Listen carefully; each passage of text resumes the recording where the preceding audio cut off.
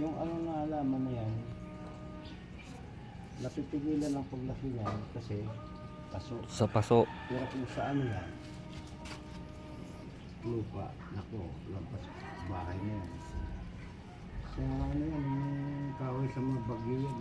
Paano yan? Pag napabayaan ng dilig, namamatay din. Hindi naman. Posible naman isang linggo hindi mo madiligan.